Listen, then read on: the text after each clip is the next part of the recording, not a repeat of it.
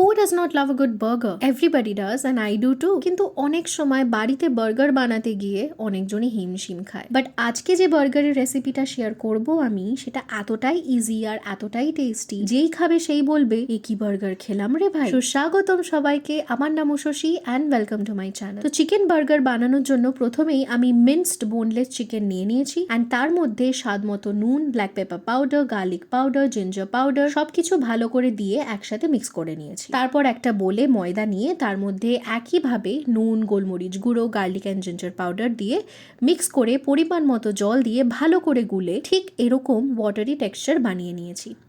তারপর হাতে একটু তেল মেখে চিকেনটাকে প্যাটির সাইজ দিয়ে নিয়েছি এরকম চ্যাপটা চ্যাপটা করে। তারপর প্যাটিটাকে ওই ময়দার গোলার মধ্যে ডুবিয়ে ভালো করে মাখিয়ে নিয়েছি আর তাওয়ার উপরে ভাজার জন্য দিয়ে দিয়েছি।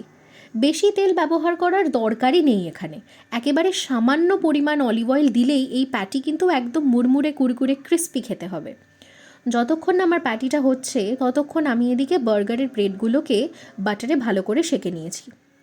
আর যখন চিকেনের প্যাটিটা মোটামুটি হয়ে গেছে মনে হচ্ছে, তখন তার উপরে একটা গোটা চিজ স্লাইস দিয়ে সেটাকে হালকা হিটে আমি গলিয়ে নিয়েছি। তারপর আর কি, বার্গারের ব্রেডে আপনাদের পছন্দ মতো স্প্রেড দিয়ে প্যাটিটাকে প্লেস করে পেঁয়াজ দিলে পেঁয়াজ, না হলে লেটুস পাতা বা অন্য যা ফিলিং আপনাদের পছন্দ সেটা দিয়ে বার্গারটাকে মন ভরে এনজয় করুন।